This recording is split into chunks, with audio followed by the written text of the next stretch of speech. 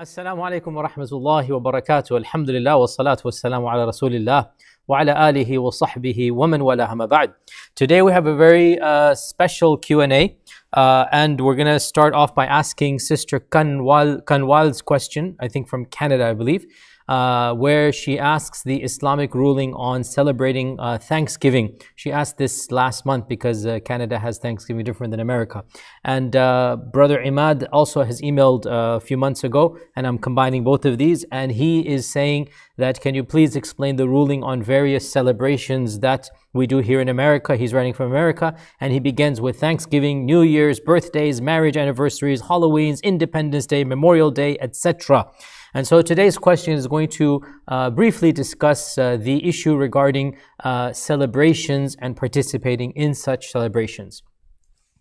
Now, this topic is actually far more difficult and convoluted than comes to first light. And before I even begin, I do understand, because I have so many diverse people who follow, that automatically people are tending to be skeptical of the entire topic. On the one hand, you have one group that basically says that, isn't it a little bit petty that people are asking you about celebrating Thanksgiving? And to that group, obviously we're talking about Muslims here, I say, well then, where does one draw the line? Does one open the door for celebrating other religious festivals? Should Muslims be celebrating Christmas by having Christmas ornaments or whatnot? So before you trivialize the question, actually realize it's a very interesting question that deals with a number of topics. You can call it an intersectional topic. It deals with culture, it deals with theology, it deals with rituals. It's a very fascinating topic, and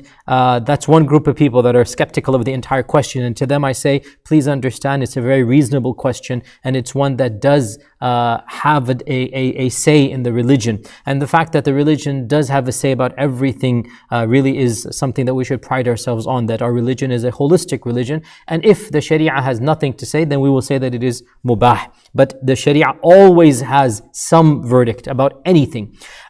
There's another group that have already made up their minds, and they're simply skeptical of any change of position. They know that this is haram. They are certain that any type of celebration is haram, because they have heard very famous scholars and teachers, some of whom I consider to be my own teachers, say that any type of celebration is ritualistic and paganistic and therefore against the Sharia. And so they have already made up their minds. And to that group I say, that's great, alhamdulillah, no problem. If you are following respectable ulama, respectful ulama, and they are all respectful, then no problem. That's fine. But at the same time, if you are open-minded, listen to the evidences and listen to the alternative understanding and see if there's any if there's any change that happens. But in any case, you're asking me my opinion, and obviously I will be giving this from my perspective. This is going to be a very long lecture. It's going to be in the entire episode today is going to be answering this one question, and therefore, for those of you who do not have the time to listen to the entire, however long we're going to be talking, an hour or so, then I will summarize, because I've been asked by a number of people to always summarize any long fatwas. I will summarize by stating that while I respect immensely the opinion of those who say that it is not allowed, and I understand where they are coming from, and I sympathize with their paradigm, and I'm with utmost respect. At the same time, I feel that that position is simply not justified, and that it does require us to think through their cultural understandings of the religion of Islam. And I feel that the group that has forbidden these things, generally speaking, are not as familiar with Islam as it is practiced in other societies other than their own, and they make judgment calls that the Sharia has taken into account that cultures vary. And so I believe that their understandings are a little bit culturally influenced or skewed, and because of this, they project their understanding of what should and should not be. And I'm not challenging their understanding for their peoples. They project it onto the globe. And I feel that they make some judgmental errors in that regard. And therefore, while I respect that position, I state that the majority position of modern scholars of the entire ummah is that celebrations and festivals, the default with regards to celebrations and festivals is that the Sharia is silent about them. unless there is a ritual involved, there is a paganistic entity, there is a deification to other than Allah subhanahu wa ta'ala. In that case, if there is a festival that is linked to a religion, inherently linked to a religion, then as Muslims we should not and cannot celebrate it. Otherwise, the default, especially for private individual festivals or celebrations, is that the Sharia is silent about it. Neither does it encourage nor does it discourage. And perhaps one can make the argument that a festival of a public nature, that the entire society is enticed and encouraged, that an Islamic society should encourage regular festivals only of the two Eids, the Eid al-Fitr and Eid al-Adha. Any other type of festival, it would not be encouraged, and perhaps even an argument can be made that it is makruh. This is my opinion in a nutshell, and I will inshallah ta'ala now elaborate in more detail. Now, with regards to this question, the question primarily is about Thanksgiving, but I will extrapolate based upon the other brother's question about all types of festivals. The fatwas that we look at are pretty much all modern. And the reason for this is self-evident, that the types of festivals we're talking about, earlier ulama in the 10th century, 11th century CE, they were not aware of these types of festivals. And the notion of having a repetitive festival over and over again is not something that they encountered, and therefore there are no fatawa that are written about Thanksgiving in early or in medieval Islam. What we do find is, of course, generic talk, and we'll talk a little bit about that in today's lecture. So the fatwas dealing with the celebrations you're asking about are modern. And if you look at the modern scholars of the Ummah across the globe, it is very easy to demarcate two easily discernible camps. On the one hand, you have respectable, and they're both respectable, they're the great ulama on all sides. We respect all scholarship of Islam. On the one hand, you do have one group of scholars who follows the thought that is known as Salafism, who generally speaking, almost entirely consider all types of festivals to be ritualistic in nature. And so they argue that all types of festivals and celebrations other than Eid al-Fitr and Eid al-Adha are not allowed. And they have two key arguments that they make. There's others, but there's two main ones. The first is that they say that festivals and regularly repeating celebrations are rituals. And because they're rituals, the Sharia has forbidden any type of ritual that it has not sanctioned. So the default, they would argue, when it comes to repetitive festivals, is that they should be religious innovations or bid'ah. Okay, so this is the first argument that they make. And they base this argument on a number of famous hadith. Of them is the hadith in Abu Dawud, in which Anas ibn Malik says that the Prophet ﷺ came to Medina and he found the Ansar used to celebrate 2 days. And so he said to them, what are these 2 days? They said, these are 2 days we used to celebrate in the days of Jahiliyyah. So the Prophet ﷺ said, indeed Allah subhanahu wa ta'ala has substituted 2 other days better than those 2 days, Eid al-Adha and Eid al-Fitr. So this hadith is used by the first category of scholars to state that the fact that the Prophet ﷺ negated the other 2 days and he said Allah has given you 2 better days indicates that any other type of festival, any other type of, now the key word that they use is Eid, that Eid. And what does Eid mean? Well, when people use it generically, they mean a day of festivities, but linguistically, Eid comes from Aada Ya'udu. And the famous scholar Shaykh Ibn Taymiyyah, he writes in his book Iqtida Sirat al-Mustaqim li-Mukhalafati Ashab al-Jahim, following the straight path in being different from the people of Jahannam. It's a 2-volume book in which he elaborates a lot on these notions of festivals, on these notions of Muslims having a separate identity from those other than Islam. Ibn Taymiyyah says that the term Eid means anything that comes back regularly, any place that you go back to regularly, or any time in which you do rituals, the same rituals every single day or every single season. This is going to be called a type of Eid. And so Ibn Taymiyyah argues that there are only 2 Eids in Islam. And any other Eid would, by definition, so any other repetitive festival, let me put it this way, any other repetitive festival would be an Eid.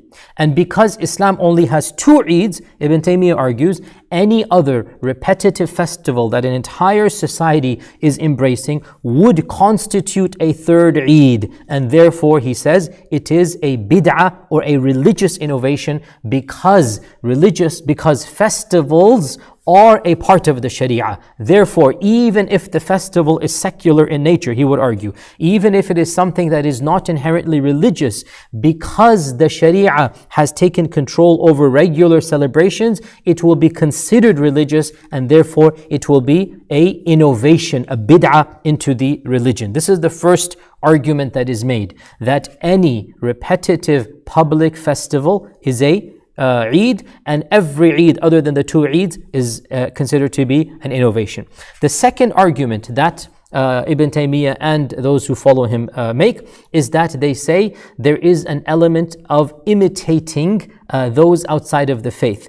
And the Sharia has evidences that indicate that Muslims should not imitate those outside of the faith, as in the famous Hadith of Abu Dawood that our Prophet ﷺ said, "Man tashabbaha biqawmin fahuwa minhum." Whoever imitates a group of people shall be considered amongst those people. Whoever imitates a group of people shall be considered amongst those people. So they argue that our ancestors did not celebrate any of these things, whether they were birthdays, whether they were Thanksgiving, whether they were anything even if they're not necessarily religious. So they would say any of these types of celebrations would be imitation of the non-Muslims. And then they say if the celebration is religious in nature, such as let's say the celebration of Easter, which is inherently Christian, or Hanukkah, which is the Jewish one, or Diwali, or which is the Hindu one, right? Or any other celebration, their celebrations of the Zoroastrians, Nowruz, whatever it might be, that they would say that any celebration that is religious is even more haram or more sinful. But even if it is not religious, like the 4th of July, or like a birthday, for example, they would argue that it is both bid'ah and tashabbuh al-kuffar, which is imitating the non-Muslims, and it is haram. So they're going to make a two key argument. It is a religious innovation, and of course all religious innovations are haram anyway, but on top of this they say it is also imitating other civilizations and cultures. So that is their argument in a nutshell. And they have other arguments, but these are frankly not very strong. For example, that there's israf or money being spent, and the response to this is we all spend money on things that we can argue is israf. We cannot make this haram just because of this. Or they say that there's intermixing or whatnot, and we say, you know what, that is going to be, if you consider that to be not moral, even though the term intermixing needs to be clarified. But I'm saying any other argument that is used, it's not as strong, and we can easily conduct ourselves in a manner that these other arguments are not going to be the primary ones. The two primary arguments are bid'ah and tashabbuh bil kuffar. Excellent. That's the summary of the first position. Now, I have to say that those are solid points. It's a good paradigm. I respect that opinion, and it was one that I was taught as well by many of my teachers. In fact, all of my teachers pretty much all of my teachers felt that way. It is the position that is advocated by the modern Salafi movement. When we look at it though, the other movements or interpretations of Islam, scholars that belong to other trends, generally speaking, they don't derive these rulings. And the question arises, why not? And those who are followers of the Salafi movement, I speak to them with respect and say that, also look at other scholarship and see where they're coming from and look at their paradigms. Islam is indeed a very beautiful and vast religion, and the Sahaba themselves differed amongst themselves. And it is possible that two positions can both be worthy of respect and both have solid arguments, but in fact, one of them, in the end of the day, is going to outweigh the other. And on a personal note, this is a very personal note I'll say here, especially to the audience of mine that is sympathetic to that strand. When I used to study at the University of Medina, as most of you should be aware, that I definitely was a part of that strand, and I identified with that interpretation. But over the course of the last 20 years, I have been rethinking through a lot, and this issue of celebrations was actually one of the first issues that I began to disagree with the movement about. And this was when I was in Medina studying at the master's level in the Department of Theology. And I began having debates and discussions, with other students. Those that were there know this very well. And this was actually one of the main issues that I began saying that it doesn't add up. The definitions that they have to extrapolate it onto, these things that they're saying is haram, like celebrations of anniversaries or birthdays. I said that it does not add up, and I began to argue politely, argue meaning debate or go back and forth with my colleagues and even some of my teachers, and some of them of course were in agreement. The famous scholar Shaykh Salman al-Awda of course is of the position that I'm advocating, and others as well. So the point being that there are other opinions out there, and if you choose to follow one position, that is fine, but understand that there are other opinions that have solid evidences and are coming from other paradigms. And inshallah, we're going to explain why the other school does seem to actually make more sense.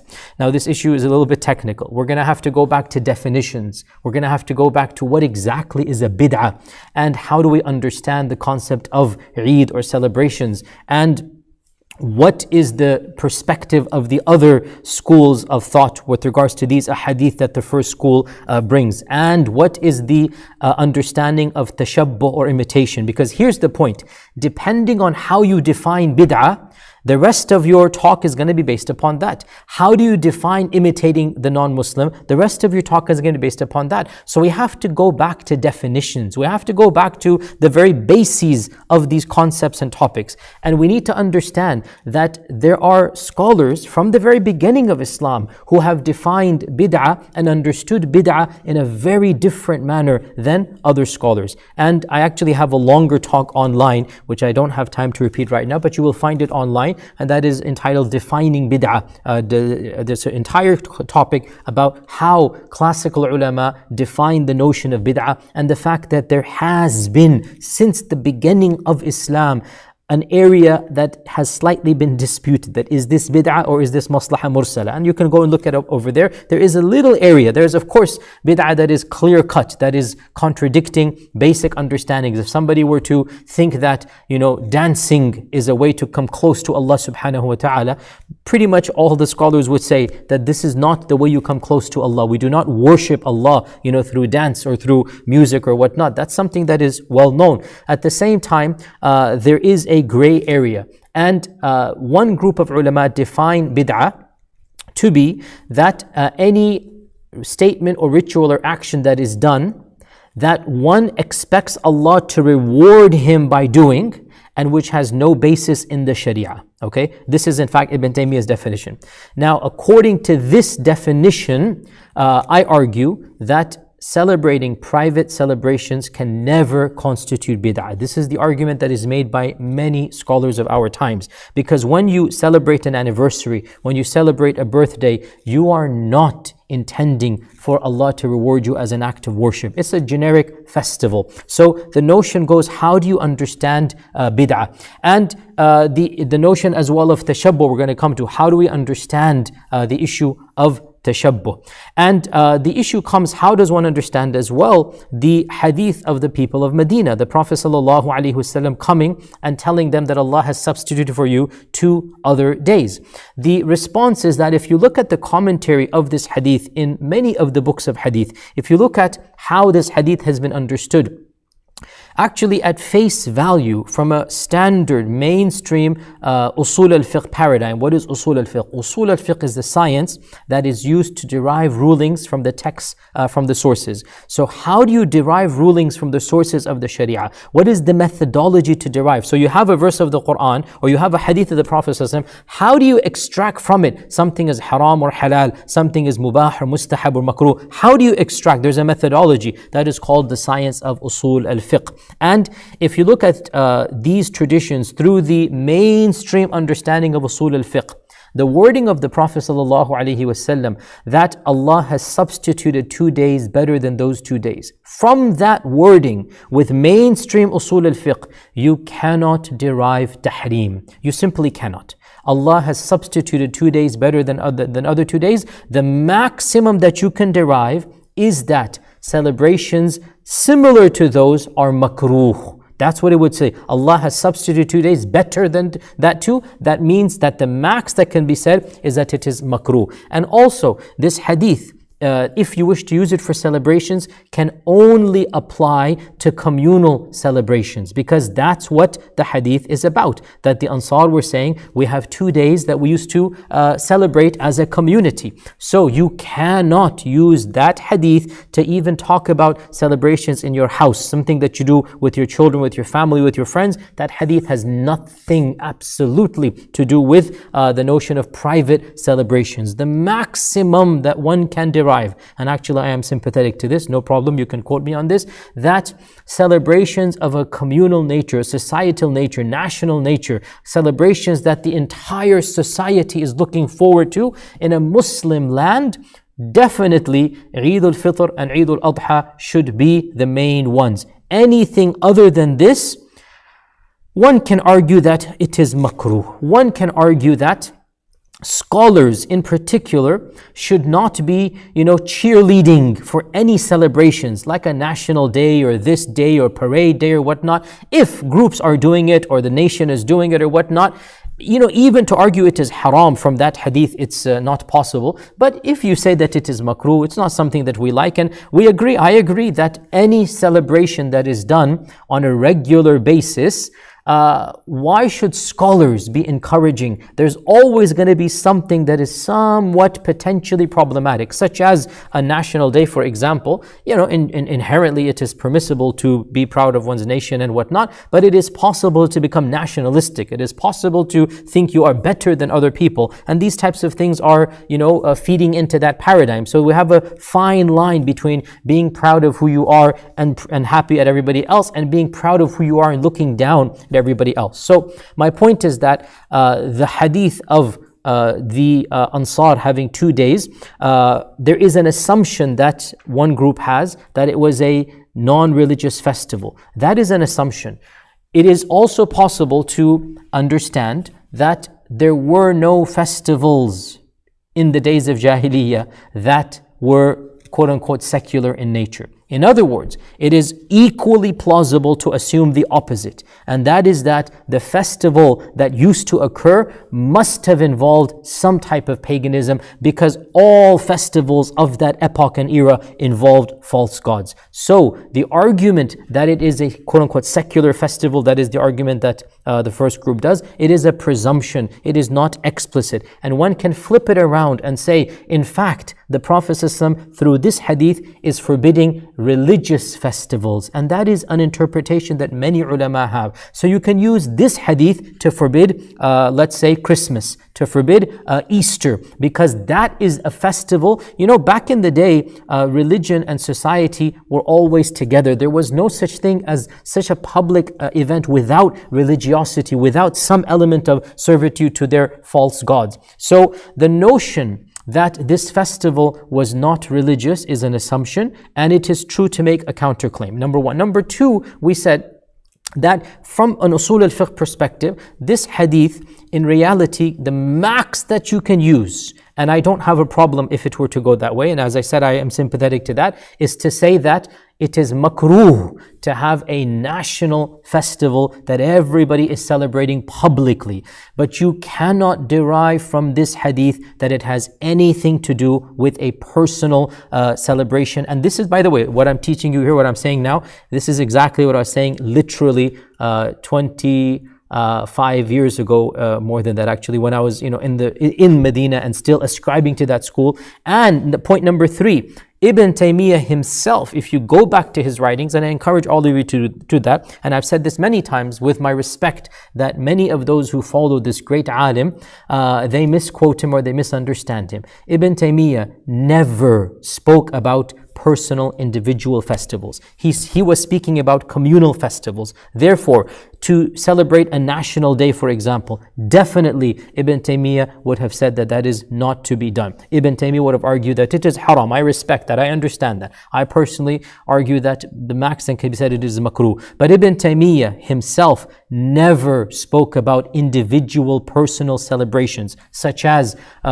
our ones that we do in our houses, anything that we do, even if it is regular. He did not speak about that. He spoke about a regular communal festival. So Ibn Taymiyyah does not have a fatwa about anniversaries and birthday parties and whatnot. Ibn Taymiyyah, you can read in, by the way, you can say he would have considered it haram. That's a valid argument. But do not quote him and say Ibn Taymiyyah said birthdays and anniversaries are anything. On the contrary, he does not speak about that. So that is the point with regards to understanding the hadith of the festivals. Now, as for Ibn Taymiyyah's point that we need to look at the linguistic meaning of the term Eid, this is a good point, excellent point. It is a valid principle of usul al-fiqh, and I respect that. The alternative school will argue, and this is a technical point, when a word is used in the Sharia, there are at least three levels that one has for that word. Number one is the Shar'i definition. Number two is what is called the urfi definition, what is people understand. And number three, it is the lughawi definition or the technical origin of the word. And it is in that order. We go and we look at the word in that order. So, give you an example. When Allah says zakah, zakah has been defined by the Sharia. We don't look at the origin. We don't look at how other people understand it. Zakat is a charity that Allah has prescribed. It is a certain percentage and we must give it at a certain time. So we go to the technical definition. If the Sharia has not defined it, we go to the next level, and that is how people understand it, the istilahi or the urfi definition. So for example, Allah says that treat your parents with the kindness that culture dictates. وَعَاشِرُهُمْ بِالْمَعْرُوفِ, let's say, right? Urf here, how does culture understand being good to one's parents? We can look at that. And if there is no definition culturally, then we go to the linguistic and then we say, what does the language say?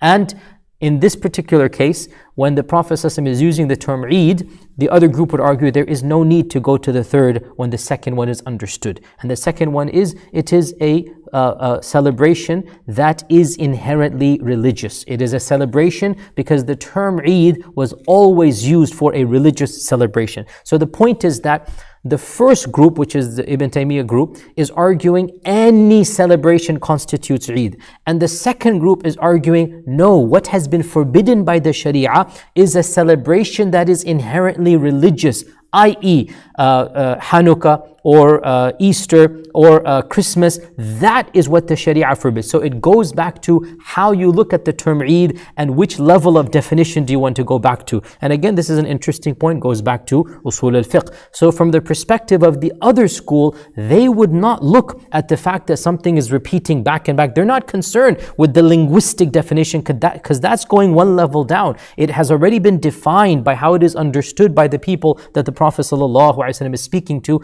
So their argument is the Sharia has forbidden religious festivals. That's their argument. Their take from this hadith is religious festivals, whereas Ibn Taymiyyah's take is any repetitive public festival. By the way, to be fair, Ibn Taymiyyah said public. He never mentioned private festivals. The notion of deriving a private festival from this term is something that the modern Salafi movement has done. It is not something that is found in Ibn Taymiyyah's work. Now, this is then the hadith that of Anas ibn Malik.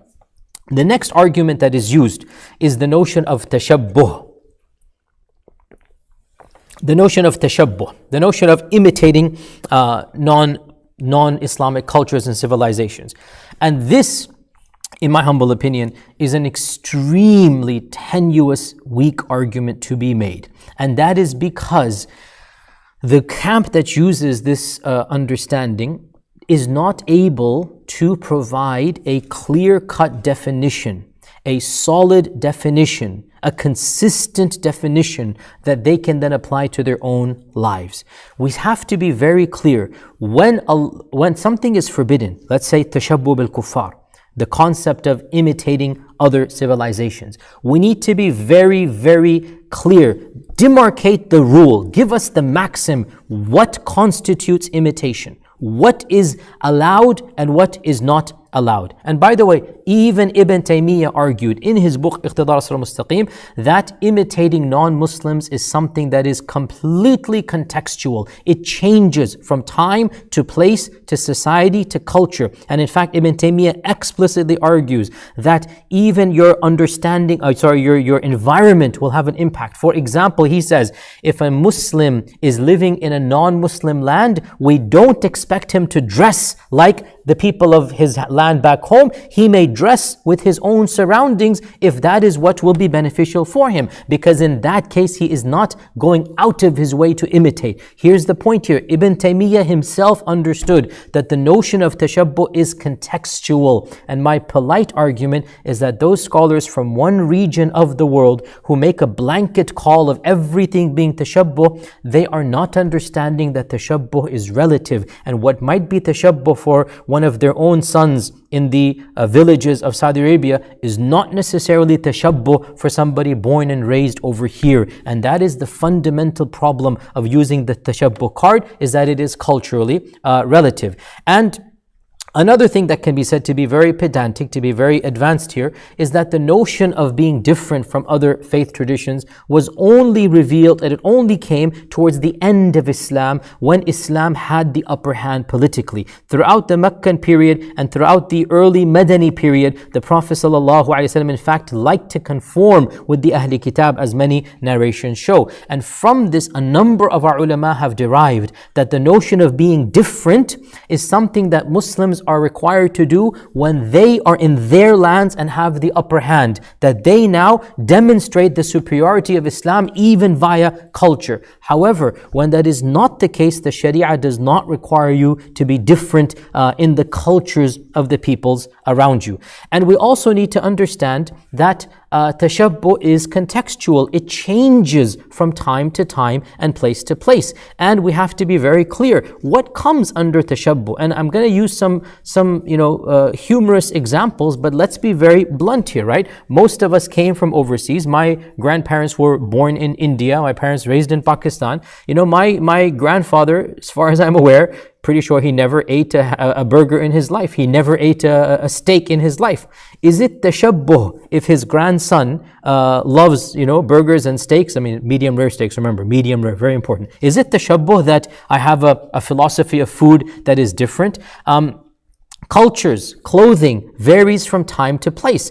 To what level are you going to consider tashabbuh? Because I was told the other day that we should not be eating turkey, this weekend for Thanksgiving. And why? Because that's imitating the non-Muslims. Okay, jayyid. If that's your perspective, then let me ask you, do you know where biryani came from? Biryani. The famous dish biryani, the biryani dish actually comes originally from Persia. The term biryani, it's a Farsi term that means a type of cooking, it's a type of frying. And when the Mughals came, they took this Farsi dish and they spiced it up and added it and whatnot, and they introduced it to the Muslims of India.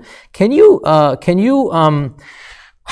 would you say if somebody said eating biryani is haram because it is imitating non-Muslims? Ek thappad lagega if you make biryani haram. Anyway, so my point is that you're going to say biryani is haram or tashabbuh bil kuffar? I mean, seriously? And the origin of biryani is non-Muslim, by the way. That's what I'm trying to explain here. So why is eating turkey considered tashabbuh and eating biryani is not? Think about that. We need a consistent a very consistent rule here. Why is eating a burger and fries not tashabbuh? And if I were to eat a turkey on any day, whether it's this weekend or any weekend, why would it be a tashabbuh? Because again, remember, the notion of repetitive or a day or whatnot, that's one paradigm. The other paradigm says no big deal. It's a culture. It's a habit. If I were to eat turkey any day, if I were to eat a day after tomorrow or today, why would there be anything wrong with that? The point is that cultures change, and therefore the notion of tashabbuh changes as well. And plenty of examples can be given. For example, in early Islam, there are many narrations from the tabi'un, from the students of the Sahaba. There was a certain type of cap that the Yahud would wear. It's not a skull cap, it's a slightly different one. It was called a Tayalisi cap. And we have numerous narrations when the Muslims conquered other lands and they saw the Yahud wearing this, they said we should not be wearing this. But slowly but surely that cap became common in Muslim lands and people began to embrace it until one of the most famous scholars of Hadith who wrote one of the earliest books of Hadith, he was called Imam At-Tayalisi because of that cap. So what was once considered imitation and haram, within 100 years, he died like 240 something, within 100 years, one of the greatest scholars of Islam is called after that cap. And Al-Hafidh ibn Hajar, he comments on this and he said that in the early times, that cap was a custom only of the Yahud. But over time, it became common and so it became permissible. Here's the point. In early times, something is imitation. 100 years later, it is not imitation. Pretend you were in the middle. What would you do? Is it imitation? Is it not? There's a gray area. There's a reformation, cultural reformation going on. The same can be said of many other things as well. We have narrations from the early tabi'un about how to wear a turban, okay? And that was abandoned within a short period of time. We have many narrations about covering the head. And we have other narrations from the scholars of Andalus saying, no, you don't have to cover the head. It's a cultural thing. And that's my position as well. The covering of the head is not from the Sharia. It is a cultural habit. And there are many fatwas of ulama that said uncovering the head is imitating the non-Muslims. Well, maybe it was in their culture. I'm not arguing that. The Sharia does not come with head caps or no head caps. The Sharia comes with generic guidelines. And I agree, when Muslims are in a position of power and they are the majority of a society, why should they abandon their ways and look and imitate other civilizations? In British India, when the Mughal dynasty when the mutiny took place, or I should call it the First War of Independence in 1857, and the British marched in and arrested, the Mughal emperor and took over, and the East Indian Trading Company became the British Raj. There was a backlash from the ulama of India.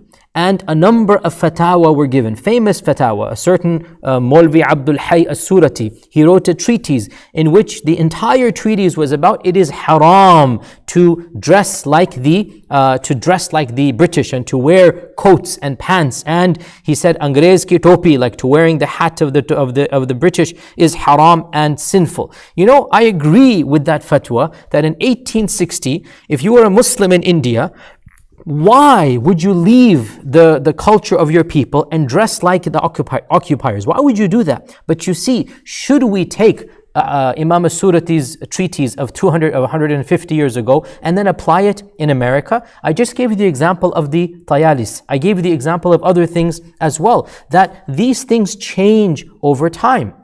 The famous scholar Rashid Rida of 120 years ago, the greatest scholar of Islam 100 and something years ago, that he was asked about wearing European style hats, and the Muslims of South Africa asked him this, and in Egypt it was not common at the time. He said that for those people in your lands it is permissible because their situation is different than ours. The point being, tashabbuh varies from time to place to culture, and people living amongst others are not going out of their way to imitate them. That's the key point here. It is not allowed to take a fatwa about tashabbuh from a scholar who has never stepped foot outside of his land and apply it in a land literally across the world. For us here in America, we speak English. We take the technology of the West. We use the computers built by the non-Muslims. Is anybody going to consider this tashabbuh? If you're not going to consider the cuisine tashabbuh and wearing pant and shirt tashabbuh, then why is taking on the overall cultures of the people around us tashabbuh as well? Tashabbuh has to have two conditions. So I said you need to have a clear maxim, a demarcation. Listen to me now. This is what is tashabbuh. Number one, tashabbuh requires an intention to want to imitate another group. Because of the verb tashabbuh means tafa'ul, means you go out of your way. There is a difference between tashabbuh and tashabuh. Tashabuh means you're following them because everybody's doing it. Tashabuh means you're eating the food of the people you happen to live in. Here's the point, dear brothers and sisters. The Prophet ﷺ dressed like the non-Muslims of his time and ate like the pagans of his time. That was his culture. Did he come and change the dress code? No. So when he says, whoever imitates a nation will be amongst them, listen to this carefully. Was he an Arab? Yes or no? Yes. Did he imitate the Arabs in their culture? Yes. So then, If Arabs can imitate Arabs and they're still Arabs, and if Pakistanis and Indians and Bengalis and Sudanis and people from Nigeria and people from Malaysia and Indonesia can imitate their cultures and be considered amongst them, well then Western Muslims can imitate their culture of their time and place as long as the Sharia makes it halal and they are a part of them. You see, here's the point. The hadith is not necessarily negative in all of its connotations. If an Arab imitates other Arabs, he is an Arab. That's true. Okay, how about a Muslim born and raised in Indonesia? Well, shouldn't he imitate Indonesia? How about a Muslim born and raised in America? He may take the garb and the cuisine and the culture that is halal. Now, if the Sharia says dating is haram and the American culture says go date, we say, okay, the Sharia has made it haram. But listen carefully. The Sharia has not told us how to dress. It's told us the generics of what is awrah and what not. The Sharia has not told us the cuisine. Biryani is not bid'ah. Hamburgers is not bid'ah. Steaks are totally halal, but remember, only if they're what? Remember? Medium rare. Okay, so my point being, there is no tashabbuh in your culture, if that is your culture. And we are living in lands that are not the lands of our ancestors, so there's going to be a natural progression. This leads me to a bit of a psychological tangent, and I hope you guys are following. There's a lot to unpack in this lecture. You see, the reality is, let's put fiqh aside for a second. What we are really seeing is the erosion of one culture as its children grow up in another culture. And this is a natural reality of any group of people that have come to another land. Forget Islam or any time any group comes to another land, the elders are saddened by what they see of their children and grandchildren leaving things that they considered a part of their ancestry and heritage. But what that group doesn't understand is culture is not static. Culture is organic. Culture breeds in and breeds out. It gives and it takes. Islamic culture itself is not unified. How Muslims live in Indonesia is not the same as how Muslims live in Africa. And that's not the same as how Muslims live in the Middle East. And Islam allowed for all of these diverse cultures. Now that Islam is growing in the Western world, and we have American Muslims and Canadian Muslims and British Muslims, then there's going to be these culture wars. There's going to be these tensions between the next generation and between the elders. And there's going to be sometimes cultural clashes, sometimes religious clashes, and sometimes both types. And we have to be broad-minded enough, wise enough, religious enough, academic enough to separate the cultural from the religious. And this is one of those connotations, okay?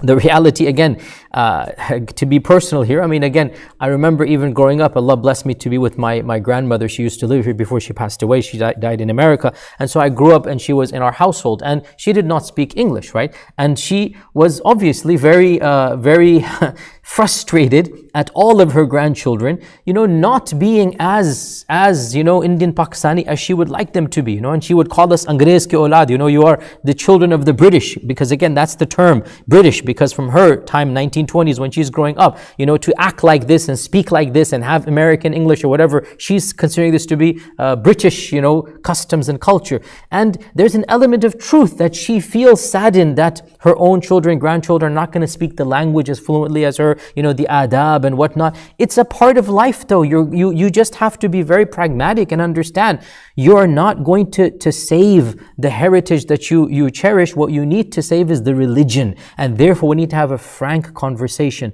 What is religious and what is not religious? Is cuisine religious? Is clothing religious? That's the question we need to have. And the argument being made by Camp 1 is that any type of celebration is religious. And what is being made by Camp 2 is that no, celebrations are only religious when they deal with religion, right? I.e., I gave the example, Hanukkah and whatnot. So that's the fundamental divide. And tashabbuh as well. Let's be again very frank here. So, if tashabbuh means doing something that your ancestors did not do on a regular basis, let's say, right? Again, let me be very frank here. So, going on a family vacation every July, because that's when summer is out, right? It's an annual festival. annual habit, and you go through the same routine of planning it out and packing your bags and going. What if somebody were to make an argument, why isn't that tashabbuh? Did your grandfather have a vacation every July? Did he go take the kids out on a family trip every July? Why isn't that tashabbuh? Again, you need to have a very consistent maxim, because what happens is Camp 1, and I say this with respect, Camp 1 picks and chooses what it considers tashabbuh and what it doesn't consider tashabbuh. And that's not the way Islam is going to flourish here. You need to be very, very consistent and need to apply the ruling even if you don't like it. You can say culturally, I don't want to do that, fine, but don't bring in religion. Do not say it is haram to do that. You can say, as a father from this heritage, I don't want my children to do this. Good, fair enough. But do not say Allah and His Messenger don't want you to do this, because that's a totally different paradigm altogether. So the point being that, I was saying, what is tashabbuh? Number one, there has to be the intention to go out of your way to imitate a culture that is not your culture. If you're imitating the culture you're born into, you're raised in, that cannot be tashabbuh, because that is your culture. Just like Arabs are Arabs and Americans are Americans. Number two, the tashabbuh that is going to be haram is the tashabbuh that is unique to the religion and not to the culture of a civilization. I.e., to wear a cross is tashabbuh. To celebrate Christmas is tashabbuh, because that is a religious festival. So tashabbuh is religion. Anything that you are imitating the religion that is unique, that would be haram. Otherwise, to follow your own culture is not the haram tashabbuh. This is called tashabuh, which means you have agreed with them. I.e., I like to eat, burger and fries. I love my steaks. That's not tashabbuh. This is tashabuh. I grow up in a culture. I absorb the cuisine and the dress code and the mannerisms and the language and the hand gestures and the thought processes, and yes, even how they go about their lives. Even for example, again, to be very blunt here, one of the biggest tensions happening right now is the gender roles between couples, right? That when couples get married, they're kind of confused, like how should we be acting towards one another? Should it be the same way as our parents? Should it be what we're seeing in our society? All of this, these are ongoing conversations, and these are the natural signs of a civilization settling amongst another and its second and third generation coming forth. So, to summarize this point before we move on, there's again so many multiple points. I'm trying to explain to you the different paradigm. There is no tashabbuh when it comes to culture. If you're living in that culture, you're born and raised in that culture. It would be haram if the Sharia says something is haram. Drinking is haram. Okay, all of this culture drinks, we're not allowed to drink. There would be a type of tashabbuh. Any tashabbuh that involves that which is haram inherently, or that which is ritualistic, okay, that which is clearly unique to one faith tradition, anything. So for example, what is an example of tashabbuh? To dress up like a Christian priest, to dress up like a Buddhist monk, that is tashabbuh. That is tashabbuh. Otherwise, wearing a pant and shirt, a regular jeans, a t-shirt, there's no tashabbuh there. We're living in their lands. Now, for a kid in some village in Saudi Arabia that has never stepped foot outside and they're all dressed in thobes, for that kid to go out of his way and imitate a culture other than his own, yes, that might be tashabbuh. But for us living in these lands, we are following, this is our peoples now. And our children, like it or not, they're more American than they are your grandfather's ethnicity. That is just a fact. And you have to come to terms and deal with it. So there is no tashabbuh when it comes to cuisines, eating turkeys, burgers, having a barbecue on the 4th of July. Is this tashabbuh or not? Again, if you're going to say that Thanksgiving is not allowed, well then, how about the 4th of July barbecue? But everybody's just having a casual barbecue. And I know many people, by the way, they think that Thanksgiving is haram, but they're the ones having the 4th of July barbecue. Why? What is the difference? They will argue Thanksgiving is inherently religious. And this leads us to our next point here. And that is what constitutes paganistic or religious? What constitutes something that is religious? And by the way, I have to, before I move on here, the notion of tashabbuh, I'm speaking as if all of us are immigrants and we're battling between our grandfathers and our grandsons. And we are neglecting, especially in the American conversation, 30% of American Muslims are African Americans. 30% are born and raised here for many, many generations. So, what tashabbuh is it for them if they celebrate Thanksgiving? Where is the tashabbuh? They've done this for centuries. What tashabbuh is it for them if they do the 4th of July? So we're neglecting that part of the conversation. Okay, so there is no tashabbuh for those born and raised in these lands or now permanently living in these lands when they act and dress and speak in the culture of their own lands, as long as the Sharia allows that particular cultural manifestation. Okay, we now get to this issue of, but. So I've spoken about quite a lot about bid'ah and the notion of Eid and whatnot. Now we get to, but Thanksgiving is religious and the origins of birthdays are paganistic. Okay, so now we get to another issue altogether, and now let's deal with that one. And they say that these holidays will come under haram festivals because they are inherently religious. And the response to this is very clear.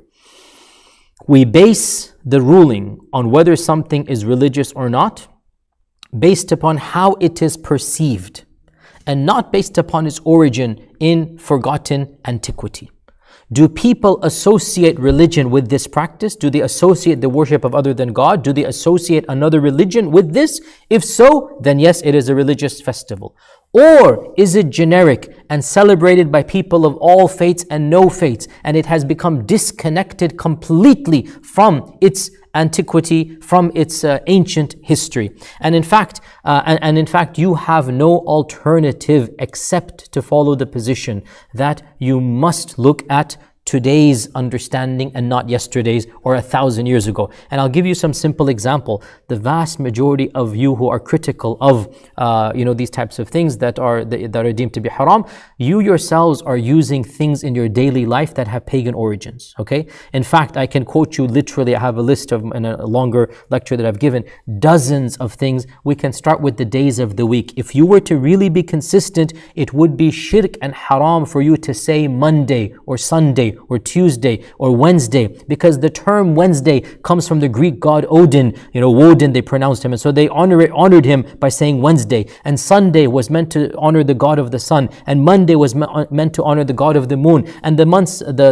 as well, August and June and July, are also meant to honor various gods of the ancient Greeks and the Romans. And we can go on and on. In fact, the Indians and Pakistanis and Bengalis listening here, are you going to say that mehendi for your weddings are paganistic, despite the fact that the mehendi ritual is inherently based on Hindu practice, right? The mehendi is based on the yellow and putting this and that.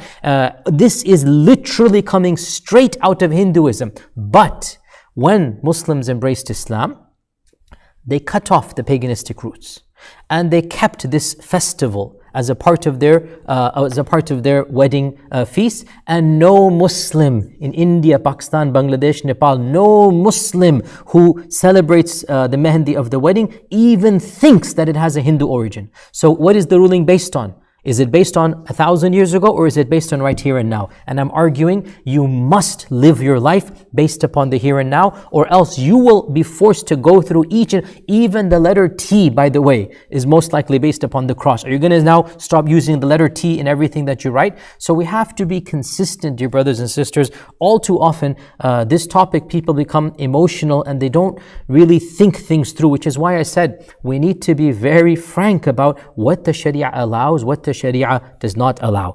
We do not care about the origins of something, we care about how it is perceived. So the notion that blowing out candles has something to do with paganism, by the way, even that is contested, is to be academic. This is mythology. All too often, us Muslims, we love to just pass on mythologies. The tie, we say, was based on a cross. No, this is a blatant lie. The tie has nothing to do with the cross. But we have these types of, mythologies we love to spread. Maybe it was 5,000 years ago, the notion of a cake and festivals and whatnot. But these days, nobody on earth associates blowing out candles with any type of ritual to another god. And so the notion of ritual is not there. Therefore, we cannot use that argument when it comes to considering these things to be not allowed. Now, again, all of this, before I get there, let me move on to the next point here, and that is that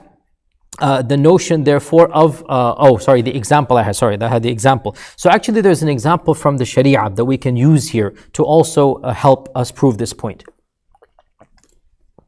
there was a festival in the days of Jahiliyyah called Atira, and it was a regular festival that would take place in the month of Rajab. Okay, so this is a Jahili festival that had paganistic roots. It had some type of sacrifice to the gods and mythologies and whatnot. It's called Al-Atira, and it was done in the month of Rajab. So now we have a case study that there was a festival in Jahili times. The Arabs would do it all the time. What happened when Islam came? Pause here, footnote.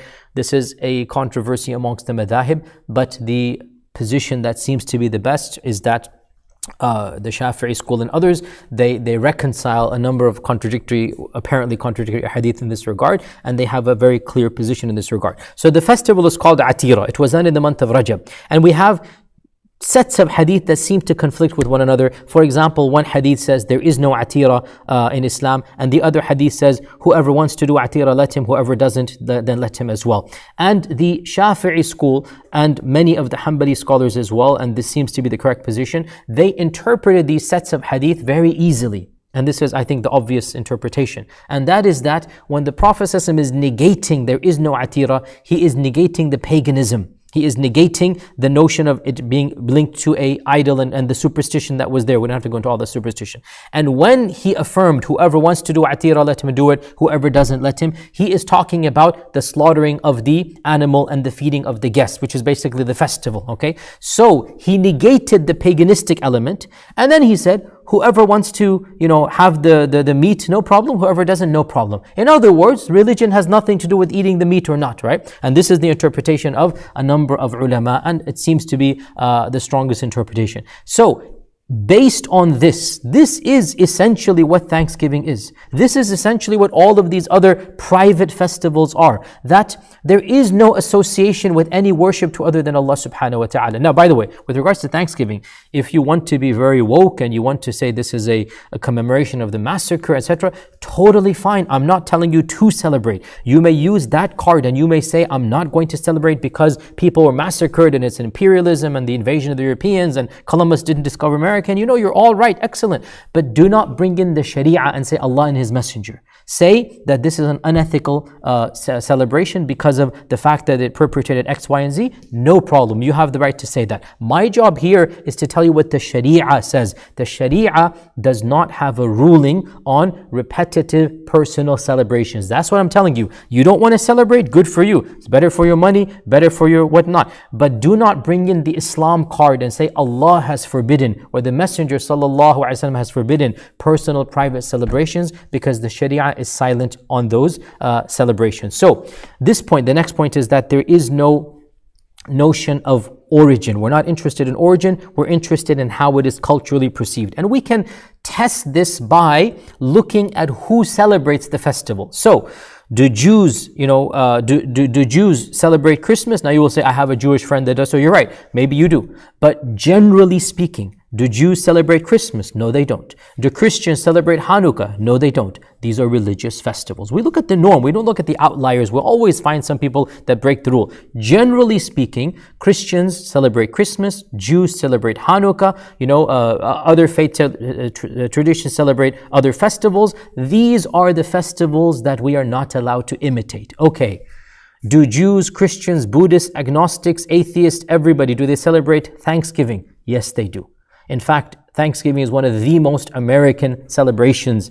All faiths and no faiths do it. So there is no religion associated with Thanksgiving. So it becomes a festival that is generic in nature. As I said, it is a personal festival. It's not something that people are, it's not a national festival, even though there's a day off, but you do it at your house. There's no public festivities over there. Therefore, to conclude, now, I hope you guys are following. I went over a number of points. And this is a convoluted lecture. Each one of these points can be elaborated into a much larger lecture. I hope you were following. My point was to demonstrate that one group of ulama has considered festivals to be both bid'ah and tashabbuh. And I respect and understand that. However, when you go deeper and you look at their definitions, in fact, the majority of ulama of our times, the majority of ulama, the mainstream bulk of the ummah outside of one strand of Islam has a different understanding of rituals, a different definition of bid'ah, and a different understanding of, in fact, even Ibn Taymiyyah's understanding of tashabbuh is the same as this. The followers of Ibn Taymiyyah don't understand that tashabbuh is relative. Ibn Taymiyyah himself said tashabbuh is relative. Ibn Taymiyyah cannot be used for the tashabbuh card. Actually, that's not a valid point to be used over here. But the point is that they say the tashabbuh card.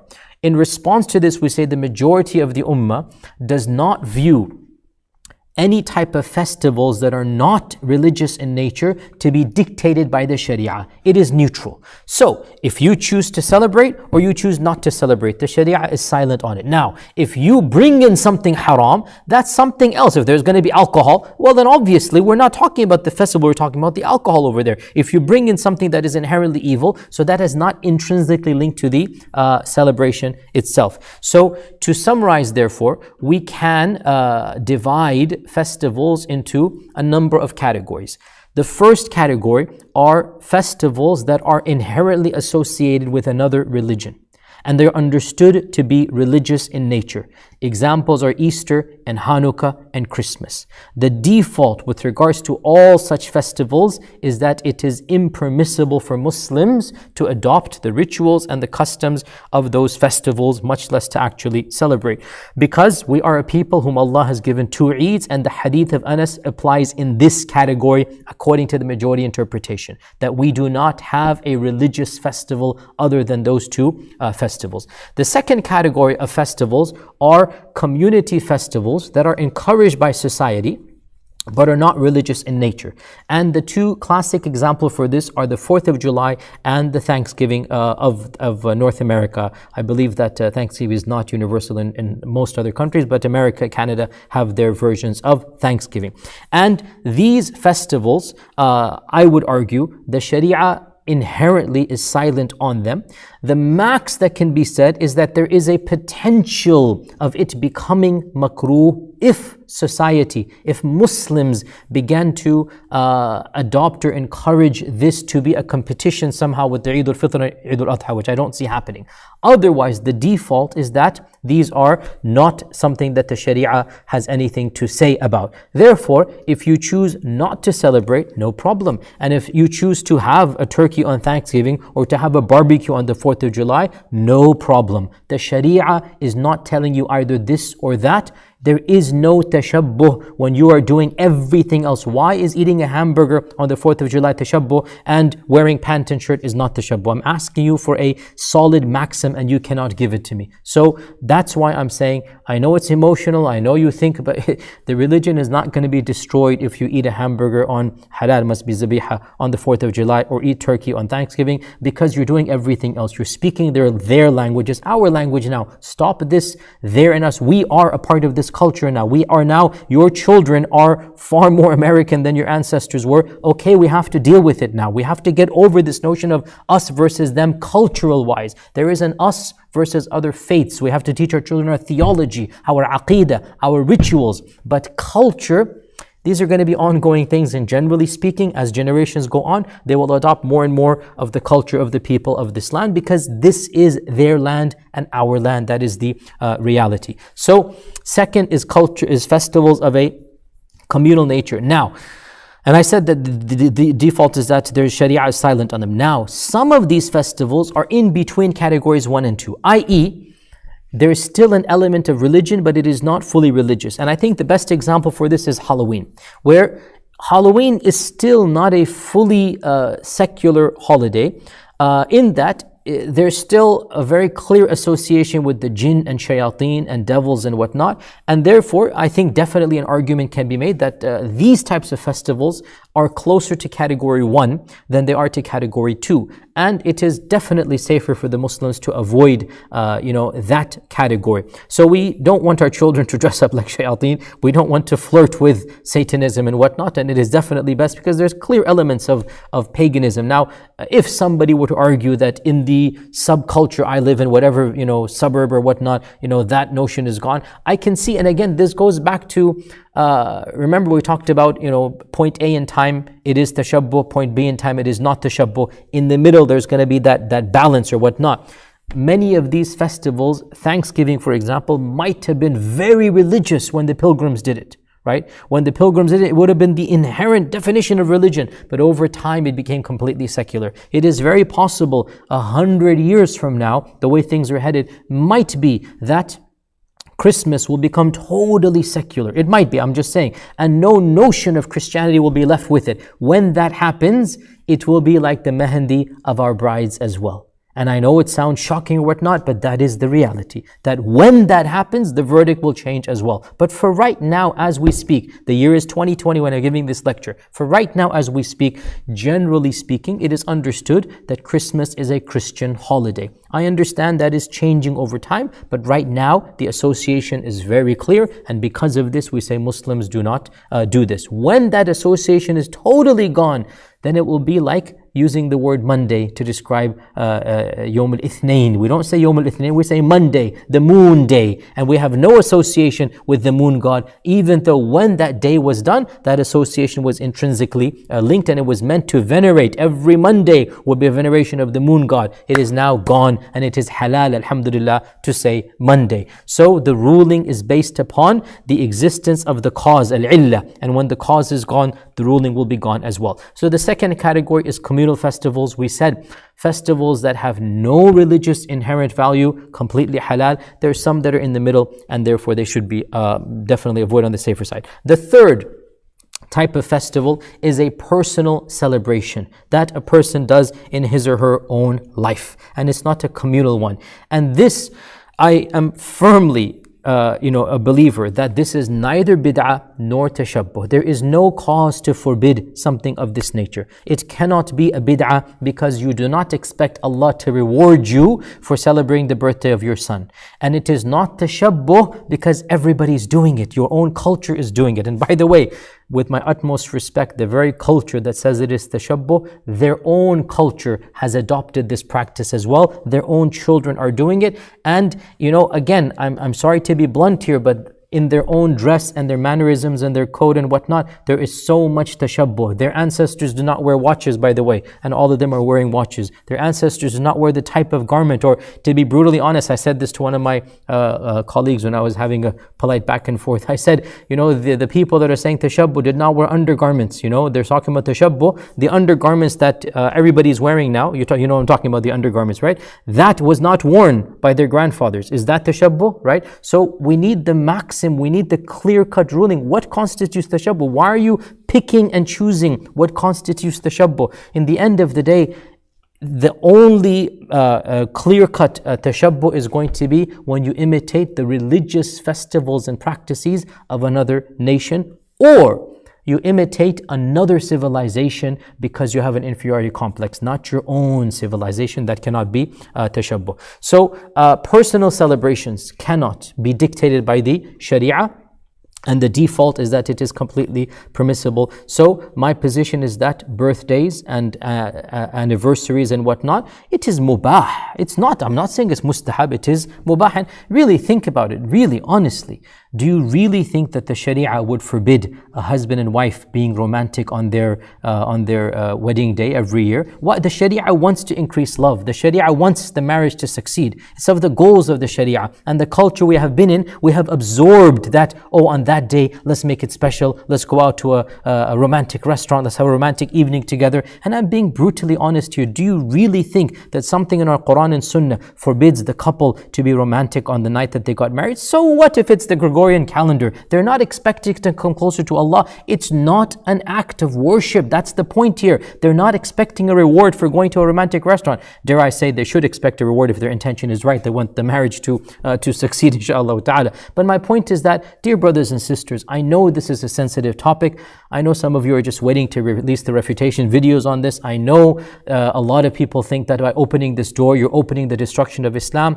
I'm just asking you to read, understand, cultural anthropology. Understand that this is a natural battle. It's natural, nothing unnatural. Every civilization is worried as a civilization changes. Frankly, we see this in the far right. We see this in, I don't want to get too political here, but with the rise of a large group of people, when they're scared that immigrants are coming, changing, there's this fear. And we also have that fear when you see our culture eroding. So we need to be wise and we need to preserve what Islam wants us to preserve, which is our aqeedah, which is our belief, which is our rituals of faith. And we need to understand our children and then our grandchildren are going to adopt the values of the society around us. It is inevitable. It's inevitable. And we have to understand the Sharia understands and allows. And that is why the cultures of Muslim worlds were different. Wherever Islam went, the peoples of that land adopted Islam, adopted their culture, and they came forth with a unique culture.